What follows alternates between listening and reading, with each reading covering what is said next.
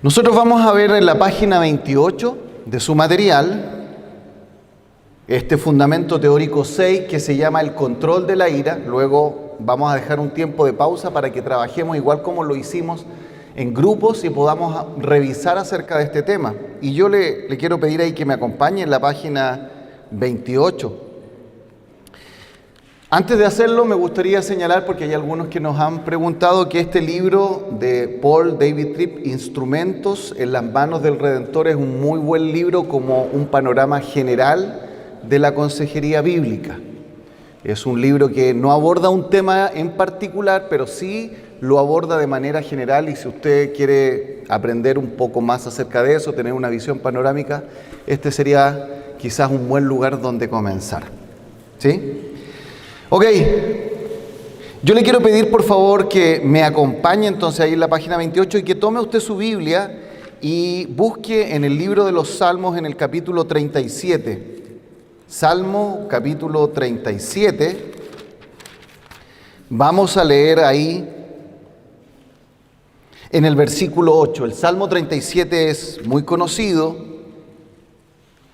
Se dice que este Salmo 37 es paralelo o como un espejo con el Salmo 73, hablan de temas similares. Y en el versículo 8 del Salmo 37, dice lo siguiente, David: deja la ira y desecha el enojo, no te excites en manera alguna a hacer lo malo.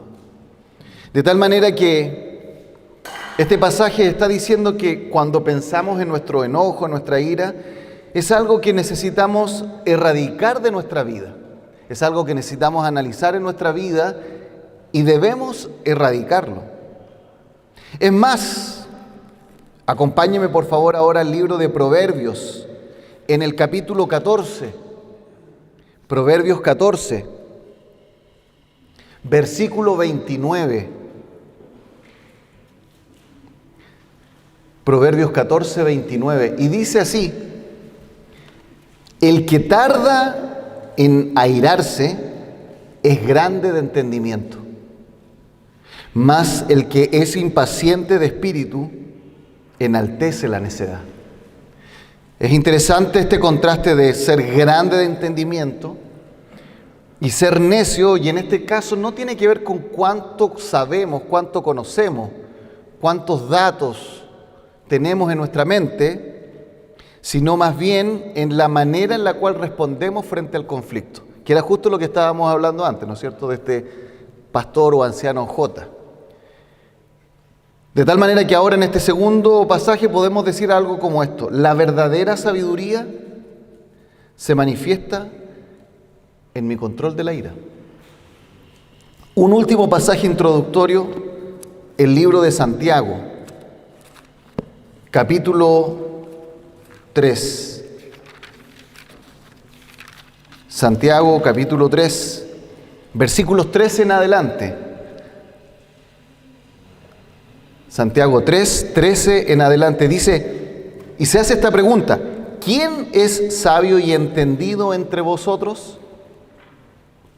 Muestre, fíjese, muestre, la sabiduría se muestra por la buena conducta sus obras en, y aquí le agrega un adjetivo, sabia mansedumbre. Pero si tenéis celos amargos y contención, peleas, conflictos, en vuestro corazón, no os jactéis ni mintáis contra la verdad, porque esta sabiduría no es la que desciende de lo alto, sino, y le da tres cualidades, tres características o tres definiciones: terrenal, animal, diabólica. Porque donde hay celos y contención, allí hay perturbación y toda obra perversa. Pero la sabiduría que es de lo alto es primeramente pura.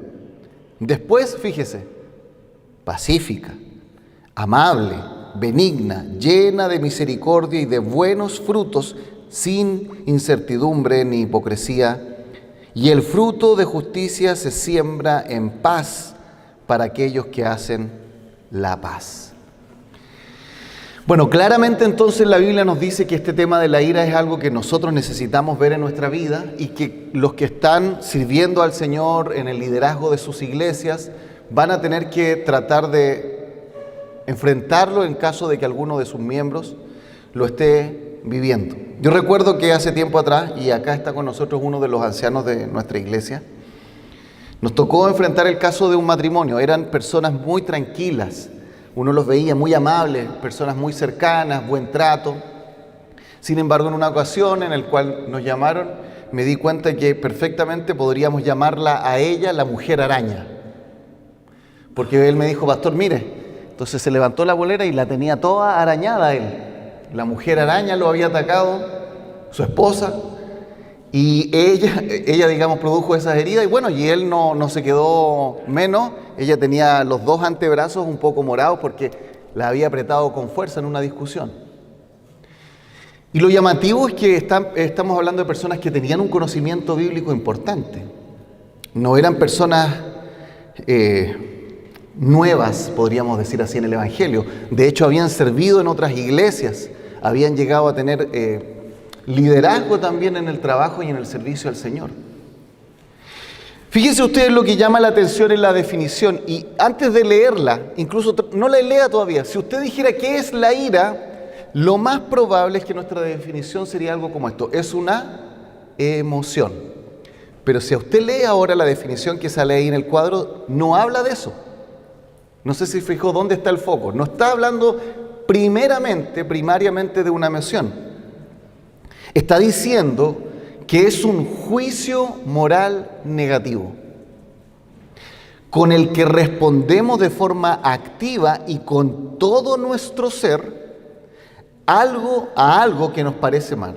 Esta definición es de Robert Jones en su libro Desarraigando la ira. Me parece que estaba ayer acá, pero el hermano de la CLC ya no vuelve hoy día, así que sonamos.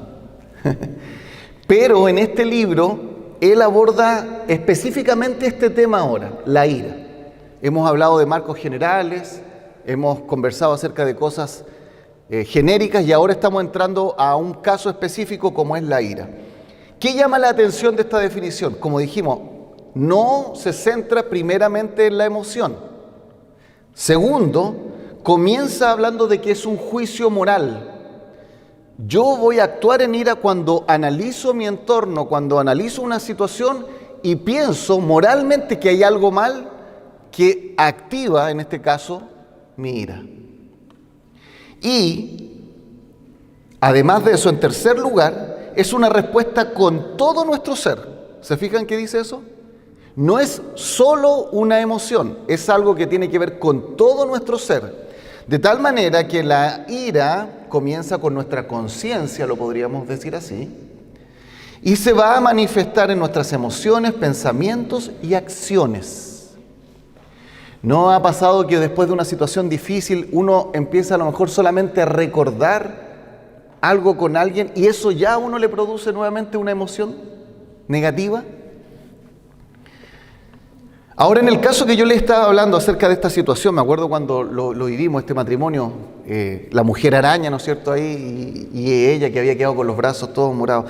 ¿Qué uno podría hacer en ese caso? Los ponemos en disciplina, ¿no es cierto? Quizás los ponemos en disciplina, los llevamos a la iglesia, que todos sepan que estos hermanos se están golpeando o han sido, digamos, violentos físicamente. Fíjense ustedes lo que vamos a tratar de ver ahora, porque nuestro objetivo siempre es esto, ayudar a las personas con sus problemas. Y si bien nosotros a lo mejor podríamos llevarlo a la siguiente etapa, exponerlo a la iglesia, la pregunta que debiésemos hacernos es, ¿eso ayudará a la resolución del conflicto que ellos están teniendo? ¿Hará el involucramiento de toda la iglesia, la exposición pública de ese problema necesariamente que este problema se mejore, se solucione? O quizás más bien estamos pensando en nosotros, no quedar expuestos, decir, pucha, estoy viviendo este problema, después si se agranda, entonces para cuidarme a mí, no tanto para cuidarlo a ellos, para protegerme a mí, mejor lo expongo y así me lavo las manos. Fijémonos un poco más en el detalle de esta definición. Dice, nuestra ira es una respuesta activa. No es simplemente pensamiento, los involucra obviamente, pero se manifiesta, puede ser a través de nuestro rostro, dice ahí, de palabras e inclusive de acciones. Entonces la definición que nos da Robert Jones es mucho más amplia de lo que el día de hoy la psicología nos entrega. En segundo lugar, es una respuesta activa que damos con todo nuestro ser, dice ahí. La ira toma control sobre la persona y se manifiesta de una forma multidimensional. No es una cosa, es la persona completa. En tercer lugar, nuestra ira es una respuesta contra algo. No surge de la nada ni aparece espontáneamente. La ira reacciona contra una provocación. En cuarto lugar, nuestra ira esencialmente implica un juicio moral negativo. Y esto es importante, porque ahí es donde está el inicio, el comienzo, el origen. Ella es una consecuencia de una situación en la que interpreto que estoy siendo agraviado, percibimos airados que una acción, objeto, situación o persona es mala e injusta. Ese sentido de injusticia que detectamos es lo que nos hace después todo y que para nosotros es la justificación de estar enojado. Estoy enojado, pastor, ¿no es cierto? Porque mi esposa hizo tal o cual cosa. Entonces, eso que yo digo es el juicio moral que he realizado, que siento que me da el derecho para poder manifestarme enojado y airado. Y el primer objetivo entonces cuando vamos a hablar con una persona en ese estado es tratar de mostrarle que nosotros los seres humanos, gracias a Dios, siempre tenemos muchas maneras de responder frente a una misma situación. Y eso no necesariamente va a ser una respuesta de ira. Ahora bien, continúa el material diciéndonos lo siguiente, que hay tres tipos de ira.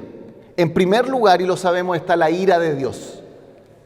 Podríamos estudiar ese tema en profundidad, pero podríamos agregar una pequeña aclaración de esto que nos ayuda a nuestro contexto. La ira de Dios es una ira justa y santa. Él nunca se manifiesta su emoción de ira por algo injusto. Él es justo. Su ira es justa, su ira es santa, e incluso podríamos decir que incluso en su ira se está manifestando su amor. Está la ira humana justa, en segundo lugar, y está la ira humana pecaminosa. Ahora bien, en nuestro caso, mi pregunta es, ¿cuál de los dos tipos de ira son los que casi siempre se manifiestan? ¿Una ira justa o una ira pecaminosa? Ahí está la clave, ¿no es cierto? La ira pecaminosa, tendríamos que reconocerlo. Tendríamos que reconocer que ahí está el problema. El problema entonces no es la ira en sí mismo, porque la Biblia dice que Dios tiene su ira y es una ira justa, sino el problema es que nosotros, como seres humanos caídos, la mayoría de las veces respondemos de una forma pecaminosa. No lo noté acá. No, sí está en la nota abajo. Dice ahí en la nota abajo, Robert Jones señala que el término más común del Antiguo Testamento para ira, af, en hebreo, denota la ira humana 47 veces. Es decir, cada vez que aparece en el Antiguo Testamento, si lo sumamos, da 47 veces. De estas, dice él, 42 indican ira pecaminosa. Y usted puede hacer un porcentaje, 42 dividido en 47 por 100, y no recuerdo el valor, a lo mejor alguno de ustedes lo puede hacer ahora el cálculo, pero dice que entonces de los casos bíblicos del Antiguo Testamento, más del 80% de veces de la respuesta de ira era una ira pecaminosa. Si tomáramos ese número como referencia, podríamos a lo mejor llegar a concluir que es muy probable que el 80% de las veces que nosotros manifestemos ira sea una ira pecaminosa. Es interesante. Ahora, ¿cómo sé que mi ira es justa? Vamos a suponer que yo estoy diciendo, no, pero es que yo tengo razón. Hay justificación para eso. Entonces, aquí aparecen tres aseveraciones. La ira justa reacciona ante el pecado. Coloquémoslo en forma de pregunta esa primera afirmación. ¿Es pecado lo que han hecho contra mí? Esa sería la primera pregunta que yo debiese hacerme. ¿Es pecado lo que han hecho contra mí? En segundo lugar, dice ahí que la ira justa se centra en Dios y en su reino, sus derechos y sus intereses, y no en mí, en mis derechos o mis intereses. Y yo creo que el uno nos podría dar cierta justificación. Sí, pecaron contra mí, me ignoraron. Pero cuando definimos pecado estamos haciendo referencia, de acuerdo al número 2, en Dios. Coloquemos como pregunta ahora el número 2. ¿Es contra Dios o contra mí lo que ha despertado mi ira? ¿Es contra Dios o contra mí?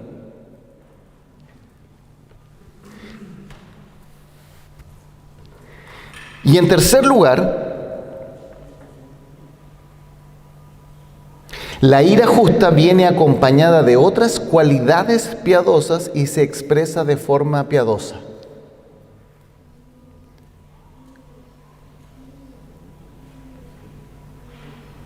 Por lo tanto, podríamos nuevamente colocarlo como pregunta y podríamos decir algo así. ¿Respondo solo con ira o con otras acciones piadosas? ¿Sabe cuál es el tema de esto? Solo cuando se cumplen las tres a la vez cualidades que hemos dicho, yo podría decir que tuve una ira humana justa. Pero con que falle una de los tres, tengo que asumir que mi ira ha sido pecaminosa. Y eso hace nuevamente que volvamos al tema de que es lo más probable que el 80% de las veces, o quizás más, nuestra respuesta sea pecaminosa. Entonces, creo que esto en primer lugar nos va a ayudar a nosotros. La Biblia tiene mucho que decirnos acerca de la ira. Ya hemos dicho algo importante, es más que una emoción. Tenemos que ir más allá si queremos aconsejar. Tenemos que buscar cuál es el diagnóstico moral que la persona está haciendo. Pero hay un pasaje en particular, y usted lo puede buscar también en su Biblia, en el libro de Efesios, en el capítulo 4. Acompáñeme ahí, creo que siempre verlo en nuestras propias Biblias nos ayuda un poco más. Porque al leer el contexto nos ayuda a comprenderlo de manera mejor. Sabemos que en los versículos 22, 23 y 24 de Efesios capítulo 4, lo que está haciendo Pablo es hablarnos acerca de cómo ocurre en nuestra vida un cambio bíblico. En el versículo 22 dice, despojaos del viejo hombre, lo que hay que sacar. En el versículo 23 dice, renovaos en el espíritu de vuestra mente. Nuestra mente debe enfocarse en la verdad de Dios. En segundo lugar. Y en tercer lugar, vestíos del nuevo hombre creado según Dios en la justicia y santidad de la verdad. Y el versículo 24 diríamos que sería como este tercer paso que corresponde a hacer lo que ya entendimos de la palabra de Dios en nuestra manera de vivir. Entonces, en el lado negativo, versículo 22, lo que hay que dejar de hacer, despojarse del viejo hombre. Versículo 23, ¿cómo comenzamos este cambio? En nuestra mente, llenándonos de la palabra de Dios. Y versículo 24, ¿cómo ese cambio se va a reflejar? En que vamos a vivir de acuerdo a lo que hemos aprendido de la palabra de Dios. Nos vamos a vestir del nuevo hombre. Y lo que va a ocurrir, si ustedes se fijan del versículo 25 en adelante, es que Pablo dijo, les di tres principios generales: despojarse, renovarse, vestirse. Y ahora les voy a dar ejemplos, casos concretos y específicos donde esto se podría visualizar. Versículo 25, primer ejemplo, desechando la mentira. Entonces el problema que ataca Pablo ahí es desechar la mentira. Y usted puede, estos tres principios anteriores, aplicarlo para la mentira. ¿Qué es lo que tiene que despojarse una persona? ¿Cómo puede renovar su mente acerca de su visión de la mentira? ¿Cómo puede vestirse del nuevo hombre? Y ahí lo va a decir, ¿no es cierto? Debemos hablar la verdad. Segundo ejemplo. ¿Cuál es el segundo ejemplo? Versículo 26, lo que estamos nosotros haciendo referencia. Airaos, pero no pequéis. No se ponga el sol sobre vuestro enojo. En el versículo 3 usted se va a dar cuenta que va a dar otro ejemplo más acerca del robo. En el versículo 4 va a hablar acerca de los actos de habla, de lo que decimos. Y el que quiero que veamos más en detalle está en el versículo 31. Y Pablo dice lo siguiente: quítense de vosotros toda amargura, enojo, ira, gritería y maledicencia y toda malicia. Interesantemente, para desarrollar un poco más este tema del enojo, de la ira, Pablo en el versículo 31 nos está dando 6 palabras, 6 conceptos, todos ellos relacionados, aunque obviamente cada uno con un matiz diferente, que nos ayudan a entender mejor la ira. Porque al igual que sucede en otras áreas, nosotros podemos tener una definición muy simple, muy superficial, como una pequeña película, ¿no es cierto?, de aceite, muy delgadita de un problema, y quizás es mucho más profundo. Por ejemplo, podríamos preguntarnos, ¿todas las iras son iguales? ¿La manifestación de la ira en una persona es exactamente igual que la otra? Y obviamente sabemos que no. Y en el material, en la página 29, usted tiene algunas definiciones de ira o cómo se manifiesta la ira. Y me gustaría leerlo con usted. La primera que aparece ahí es amargura. Y dice ahí la amargura, pigria, se refiere a un estado de resentimiento profundo y duradero. Esa es la primera palabra que sale. Profundo y duradero. Es una actitud que envenena el alma y afecta negativamente las relaciones con los demás. Fíjense en la relación, entonces está hablando de amargura. Esto envenena el corazón, es algo duradero, es profundo. No es algo superficial, es algo que está profundo en el corazón. En cambio, enojo, la segunda palabra, tumos, es una pasión intensa y momentánea. Podríamos decir que la primera permanece en el tiempo, la segunda es explosiva en su manifestación, pero muy destructiva. Una explosión de ira que puede llevar a acciones impulsivas, destructivas. Por eso ahí sale un comentario de Matthew Henry que dice que el enojo es una emoción que debe ser controlada para evitar que se convierta en un pecado. En tercer lugar aparece la ira, que es un resentimiento duradero y profundo, orgé. Es una emoción que si no se controla puede llevar a la venganza y al odio. A diferencia quizás de la primera, podríamos decir que la ira tiene algo más externo. La amargura es más interna, en cambio la ira también es un resentimiento, pero que en algún momento va a llevar a buscar la venganza. La cuarta palabra dice los gritos, kraugé, se refiere a disputas ruidosas y altercados públicos. En el matrimonio que yo les contaba al principio, esto era parte de lo que sucedía. De tal forma que ellos vivían en un edificio, no solamente había un conflicto entre ellos, no solamente se manifestaba una ira entre ellos, sino que la verdad es que todos los vecinos de los departamentos de arriba, de abajo, del frente se habían enterado de la situación. Hermoso testimonio, ¿no? Una infidencia, en un momento pensamos, lo conversamos con Cristian, que está acá, que es uno de los ancianos, de ver si podíamos, antes de saber esto, de haber llevado este matrimonio a vivir a la iglesia, porque estábamos pensando de yo salir de la iglesia e ir a ellos. Y justo salió esto, y el Señor nos libró. ¿Se imagina ese conflicto que yo les acabo de describir cuando ya estaban viviendo en la iglesia? ¿Cómo hubiese quedado el testimonio? 5, calumnia.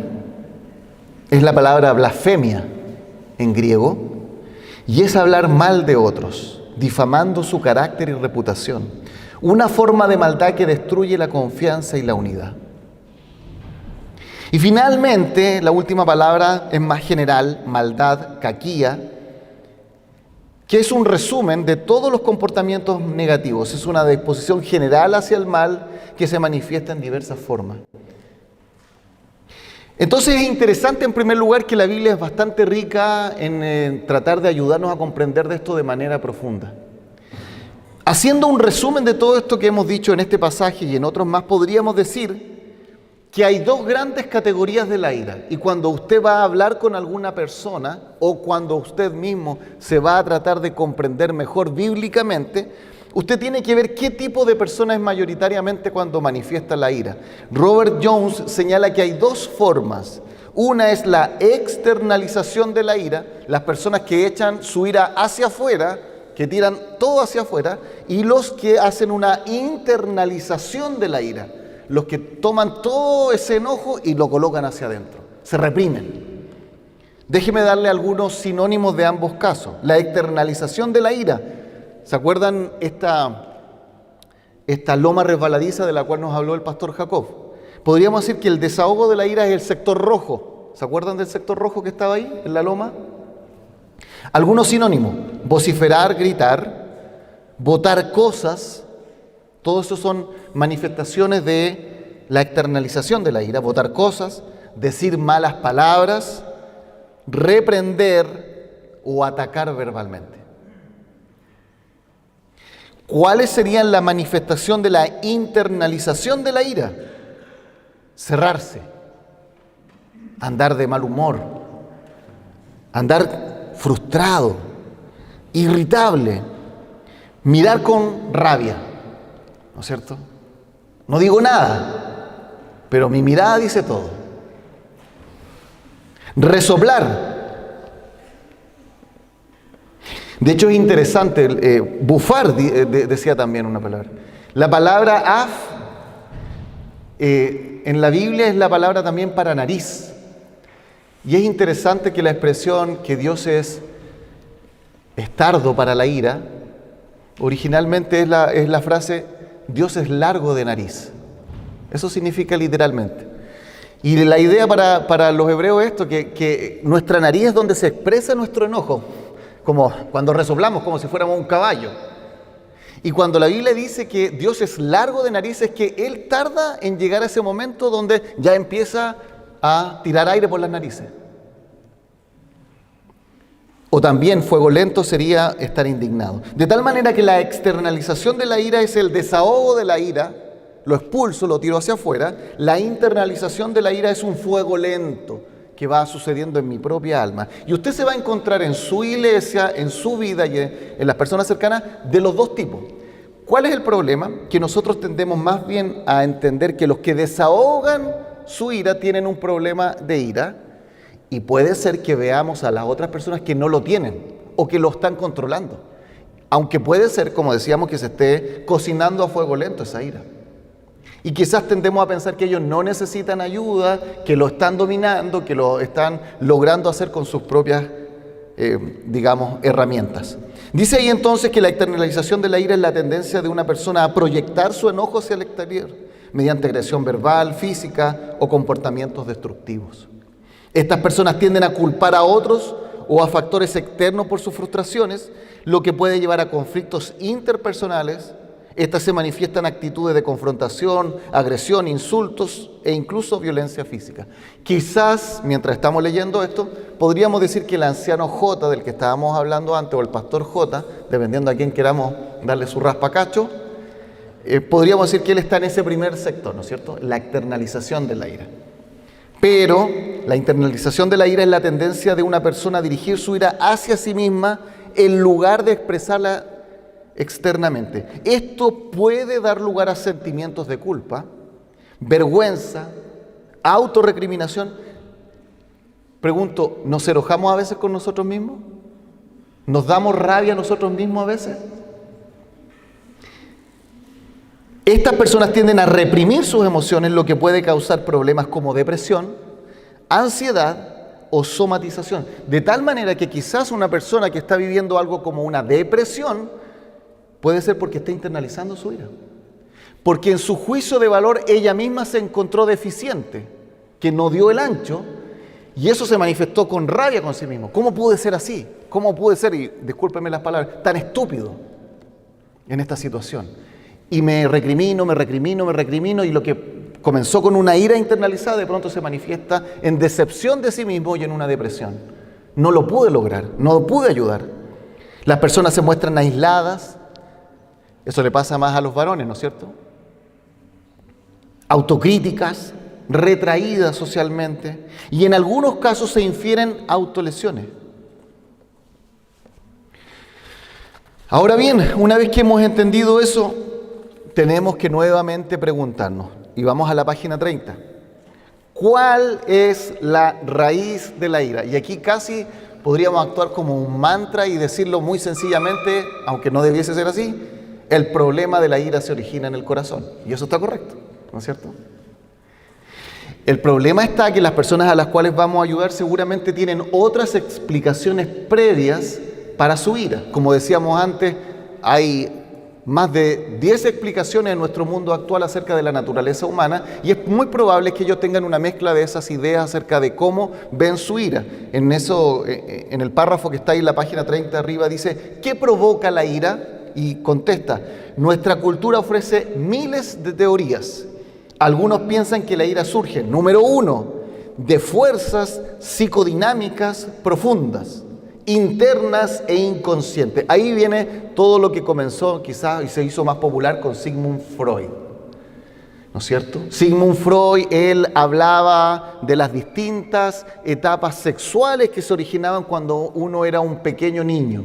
Y él incluso erotizó la relación del niño con su madre, ¿no es cierto? Señalando que el niño pequeño tiene una relación como de odio con su padre porque lo ve un competidor por el amor de la mamá. Y toda una teoría que uno dice, ¿de dónde sacó esta cosa este hombre? ¿Cuál es el fundamento? Y recuerden que de ahí todo el psicoanálisis hizo todo, digamos, una manera de tratar a las personas. Yo recuerdo cuando esto me lo enseñaron en la universidad, porque estábamos haciendo un curso de capacitación para profesores. Estudié ahí en la Academia Humanismo Cristiano, que es bien de esa onda, les gusta mucho esas teorías, y los profesores nos miramos y decían, ¿de dónde sacó Freud todas estas cosas? Esa fue nuestra primera reacción cuando entendíamos un poco más acerca de estas ideas. Dice ahí a continuación, otras personas creen que, número 2, se debe a un pasado traumático o maltrato infantil.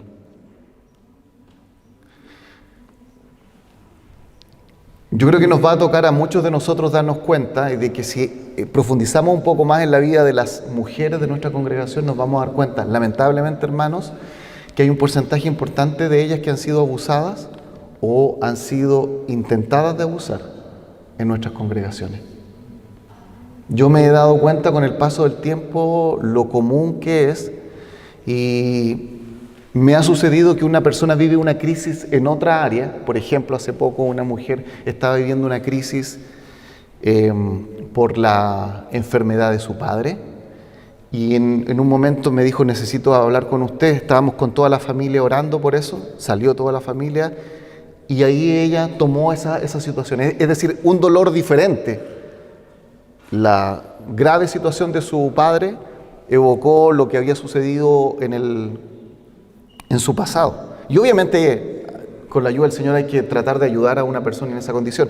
Pero la pregunta es, ¿significa que nuestro pasado determina, de forma determinista, se relaciona con las conductas que nosotros tenemos como adultos? Y la respuesta bíblica es que no. ¿De que nos afecta? Por supuesto que sí.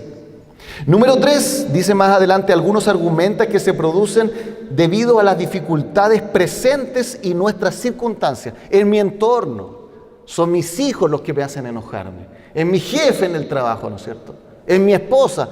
Son los hermanos de la iglesia para nosotros que somos los pastores. Por eso me enojo. No escuché ningún amén, pero yo creo que... Una más señala que solo se debe a factores fisiológicos. Yo tengo un desajuste hormonal, por eso soy enojón. Por eso soy enojón. Me faltan algunas hormonas, me faltan algunas sustancias en mi cerebro, por eso soy mal genio. E inclusive, dice ahí como en quinto lugar, que se debe en este caso a una influencia satánica. El demonio de la ira me ataca, ¿no es cierto? Satanás me agarró, pastor, por eso me enojé. Y sabemos, el pobre diablo en este sentido... de decir, oye, me echan a mí la culpa de todos sus pecados, no sean patúos. Pero las Escrituras nos ofrecen respuestas más profundas, ricas, realistas, y que la ira se relaciona con nuestro corazón. Y dice ahí, la ira pecaminosa surge, y fíjese lo que dice el hermano Robert Jones, de creencias y motivos pecaminosos que reinan en el no creyente y que permanecen en el no cristiano. Tiene que ver con expectativas y creencias que están dentro mío. Y quizás nosotros llegamos a nuestra casa, siempre contamos esta historia, llegamos cansados, hemos tenido un día duro, arduo, nuestra espalda nos molesta, tenemos hambre, fue un día caluroso, y estamos, mientras vamos caminando a la casa, nos imaginamos el plato de comida. Ahí está servido, la mesa lista, ¿no es cierto? Todo listo, preparado para que nosotros lleguemos. Y bueno, abrimos la puerta y no está el plato servido. No está la alfombra roja tendida, ¿no es cierto?, para atendernos, y la esposa con una sonrisa. Hoy estoy aquí justo para servirte y estar acá contigo. Vamos arriba, quizás subimos a la habitación y la encontramos a ella y los niños que están todos viendo quizás una película y están muertos de risa, ja, ja, ja, ja, ja, felices viéndola. Hola, llegué. Hola, hola. Así como, ya, hola. Y no nos prestan atención. ¿Y qué va a suceder ahí? Tenemos una creencia, y la creencia está: cuando yo llego después de un día de trabajo, mi esposa y mi familia debiese estar acá para atenderme. ¿Es bíblico eso? No, no es bíblico, pero para nosotros es una creencia muy importante, es una expectativa, y en ese momento nuestro juicio moral es decir, ella no cumplió lo que yo espero de ella, ese es mi juicio moral, y ahí se va a manifestar nuestra emoción de rabia, nuestras pulsaciones van a subir, y algo haremos, saldremos de la pieza, daremos un portazo, yo me voy a ir a preparar algo, daremos un portazo, hablaremos más fuerte, haremos algo. Entonces, la ira pecaminosa surge porque tenemos creencias que no corresponden. Santiago capítulo 4, y le pido que por favor me acompañe también a ese pasaje, nos va a ayudar a entender también acerca de este tema de la ira.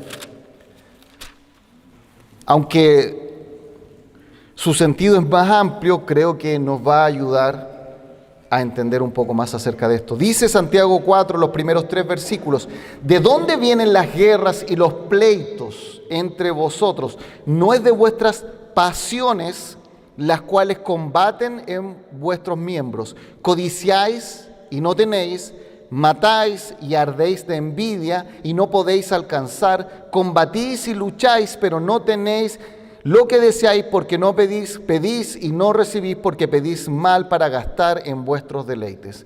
Y Robert Jones señala que él ve acá 4 cosas en este pasaje que están puestas allá abajo en el material. 1, deseos y placeres atrincherados que batallan. Déjeme explicar cada uno de esos puntos. Usted quizás, si quiere, puede tomar notas abajo. Él señala que los verbos que están hablando acá dan la idea de una imagen militar de nuestros deseos preparados para la batalla. Son deseos que de pronto nosotros en esas circunstancias nos colocamos como si estuviéramos en una guerra. Eso es lo que él señala. Nos preparamos de la batalla. Y esto se puede complementar con Primera de Pedro, ese primer punto, deseos y placeres atrincherados que batallan, ahí está el énfasis. Primera de Pedro capítulo 2 versículo 11 dice: amados, yo os ruego como a extranjeros y peregrinos que os abstengáis de los deseos carnales. Y fíjense lo que dice: que batallan contra el alma. Batallan, hay una lucha. Entonces estos deseos que están dentro de nosotros empiezan a batallar, a luchar. Exigen ser saciados, esos deseos. Esa hambre que yo traía cuando llegué a la casa exige ser saciada. Esa honra como el varón de la casa exige ser saciada. Exige. Yo me acuerdo que hace tiempo, muchos años atrás, fuimos a una consejería con el pastor Víctor Veloso, con mi esposa, el pastor que es bautista acá en Santiago. Yo creo que hay algunos que lo ubican al pastor Víctor. Y me acuerdo que en esa reunión habíamos hartos matrimonios, la hacía él los días viernes, y para nosotros fue muy, muy bueno estar ahí. Conversábamos y me acuerdo que un hermano preguntó: pastor, tengo una pregunta, le dijo. La Biblia dice que la mujer debe someterse al marido, ¿no es cierto? Sí, le dijo él. Pero yo tengo la siguiente pregunta: ¿y qué pasa si no se somete? ¿Qué puedo hacer yo si no se somete, pastor? Y él esperaba una gran respuesta y le dijo: tienes que orar, no puedes hacer nada más que orar. Porque a lo mejor él se iba a imaginar otra cosa, que él iba a agarrar, quizás hasta iba a aplicar la vara que la Biblia habla de los niños acerca de eso, y pensó que quizás correspondía en ese caso aplicarlo con la señora. Nada, le dijo: tienes que orar. Porque si bien el pasaje de Efesios habla de esa sujeción, pero es una sujeción voluntaria. no exigida por la otra parte, no obligatoria. Es una entrega voluntaria. Nosotros nos entregamos voluntariamente al Señor, nosotros somos sus siervos, pero nadie nos está obligando. No estamos, ¿no es cierto?, en un país donde se practica la esclavitud en el reino de Dios, sino que voluntariamente nosotros nos entregamos a nuestro Señor, a nuestro amo, como sus siervos. Y de la misma manera en el matrimonio. Número 2, esos deseos son deseos y placeres que nos gobiernan, es decir, nos controlan. Y piense un minuto, a veces yo puedo ser controlado por un buen deseo que me lleva a pecar. A veces soy controlado por un buen deseo que me lleva a pecar. Por ejemplo, en mi análisis, pero en el caso del pastor o anciano J, yo me lo imaginaba como un hombre que tenía más capacidades que los otros ancianos. Él llegaba temprano, los otros llegaban tarde. Él era un líder que hacía bien las cosas, los otros las hacían más o menos. Tenía grandes capacidades. Pero buscando lo bueno, nivelar hacia arriba en ese directorio, él quizás fue ofensivo con los otros ancianos. Fue demandante o quizás estaba colocando la vara de sus propias capacidades sobre los demás y no se dio cuenta que a lo mejor los demás no iban a llegar a cumplir su estándar porque simplemente no tenían esas capacidades. Entonces, teniendo un buen deseo, él pecó. Y eso mismo puede pasarnos a nosotros. Y creo que muchas veces eso explica gran parte de los problemas de nuestra iglesia. Podemos tener buenos deseos y pecamos. Número 3, codicia y envidia. Son deseos codiciosos, dice el hermano, que van obviamente en contra de la voluntad de Dios. Y usted tiene ahí algunos pasajes, no alcanzamos a buscar, pero sabemos que en el Decálogo dice que no codiciarás, Éxodo 20:17. Pero a veces ese deseo se transforma en una codicia, lo anhelamos, lo queremos y estamos dispuestos a romper con todas las otras cosas.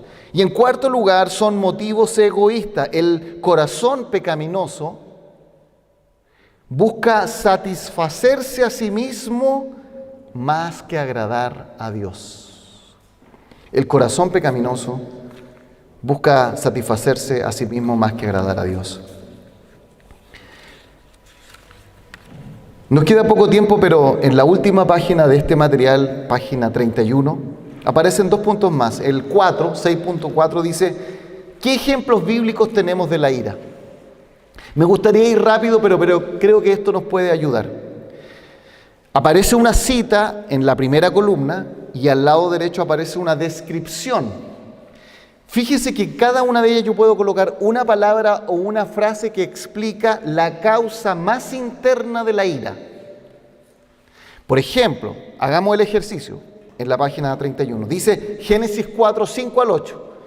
Y la descripción del evento dice, Caín se enoja porque Dios acepta la ofrenda de Abel, pero no la suya. Su enojo lo lleva a asesinar a su hermano Abel en un acto de ira. La pregunta, ¿hay algo más abajo en el corazón, más profundo que la ira? Y podríamos decir que quizás es la envidia. ¿Sí? De tal manera que no solamente tenemos que ver a la ira como el fin último a atacar, sino que tenemos que preguntarnos, ¿habrá la ira algo más profundo que se está manifestando de ese corazón que lo lleva a enojarse? Los ídolos del corazón que hablábamos antes. Y seguramente aquí se está manifestando un ídolo en el corazón de Caín. Yo debo recibir el mismo o el más o mayor reconocimiento que mi hermano. Ahí está el ídolo. Pensemos un poco en ese ídolo.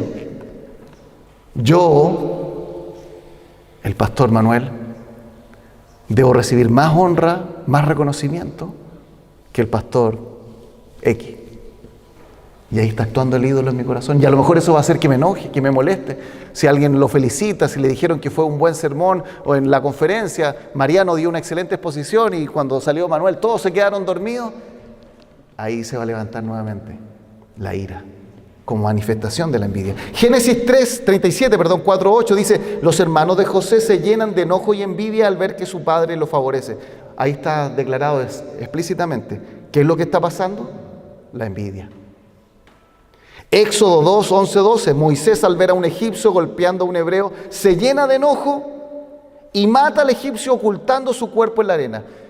Juicio moral, de injusticia en el tercer caso. No hay envidia, pero Moisés vio una injusticia aparente y él quiso resolverla con sus propias manos.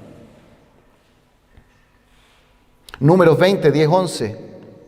Moisés, frustrado con la constante queja del pueblo de Israel, actúa en enojo golpeando la roca 2 veces. El pasaje lo dice, la descripción lo dice. Frustración.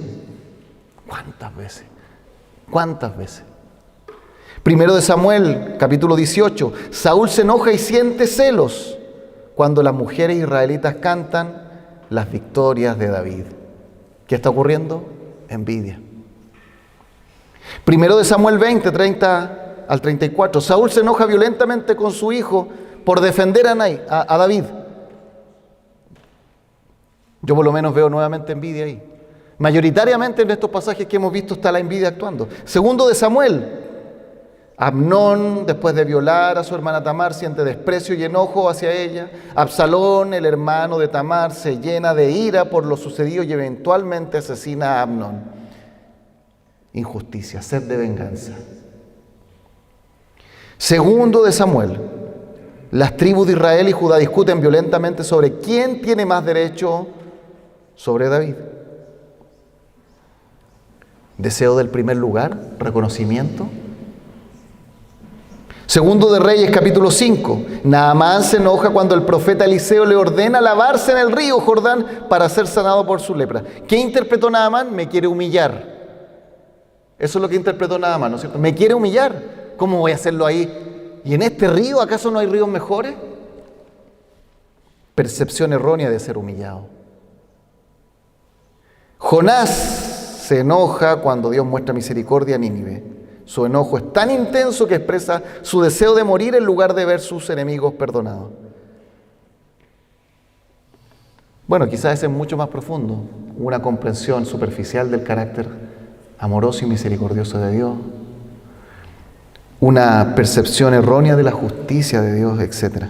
Pero lo que nos muestra en general todo este cuadro es que la ira no va sola. ¿Se fijan cómo va con juicios morales a cada rato? De ahí comienza, de ahí brota. Ahora, brevemente para finalizar, ¿cómo ayudamos a alguien que batalla en la ira? Si usted tuviese que ayudar a este matrimonio donde estaba la mujer araña, ¿cómo le ayudamos? ¿Cómo nos lo exponemos públicamente? Domingo, vengan para acá, todos los miembros, estos hermanos están en disciplina. Personalmente creo que sería un error actuar así, porque nuestra idea es ayudarles. Número 1 dice, entra en el mundo de la persona, comprende su situación, compréndela a ella y dale esperanza en el Evangelio. Es decir, conocer a la persona. La consejería bíblica no es como el psicólogo, primero porque no cobramos 40, 50 o hasta 80 lucas por sesión. Quizás podríamos tratar de buscar ahí algún tipo de... Porque eso es más o menos lo que cuesta la hora de sesión psicológica, ¿no es cierto? Pero no solamente es diferente porque no cobramos, sino que es diferente porque nosotros queremos conocer a la persona profundamente. Se supone que la psicología, el terapeuta tiene que mantenerse neutral, no tiene que involucrarse más allá. Nosotros creemos que tenemos que involucrarnos, tal como el Señor vino y se involucró con nosotros. Conocer a la persona. En el caso de este matrimonio del que yo les contaba al principio, fueron necesarias muchas conversaciones, muchas, y de muchos de los líderes de la iglesia. En algunas estuve yo, en algunas estuvo un anciano, en otras estuvo otro anciano. Y entre los tres la verdad es que nos agarrábamos la cabeza y pensábamos, lo digo de verdad, no, esto no va a resultar.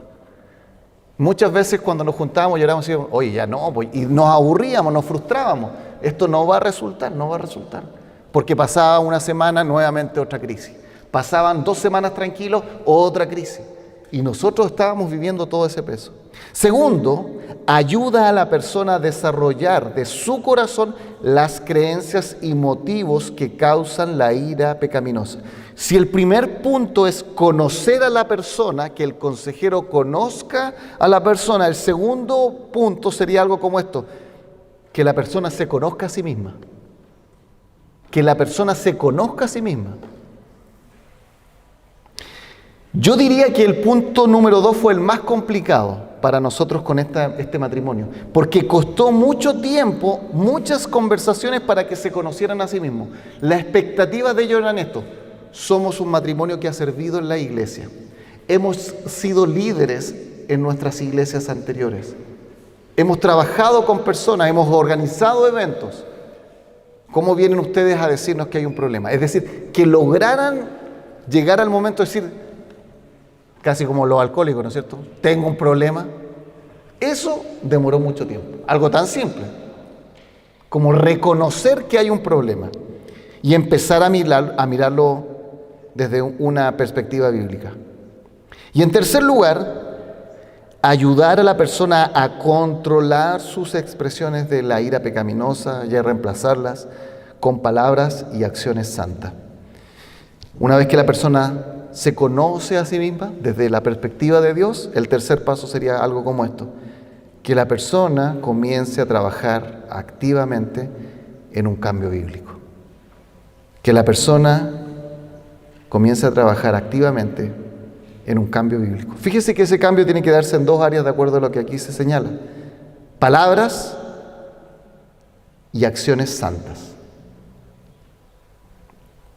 Palabras y acciones santas. Como decíamos, si el Señor nos permite, en unos minutos más vamos a hacer un break. Vamos a tratar de practicar esto entre los grupos como estábamos haciéndolo antes, ¿ya? Vamos a orar, tener un tiempo de descanso y luego vamos a trabajar en esto. Padre, gracias te damos por poder aprender un poco más acerca de un tema más específico, puntual de la consejería, y queremos pedirte que nos ayudes no solamente a entenderlo, sino a analizarnos primero a nosotros mismos, y en segundo lugar, si tú permites que podamos ayudar a otros, que así sea, para tu mayor gloria, para bendición de esas vidas y para nosotros, Señor, sentirnos útiles, instrumentos útiles en las manos de un Dios santo. Lo pedimos, lo agradecemos en el nombre de Jesús. Amén. Amén.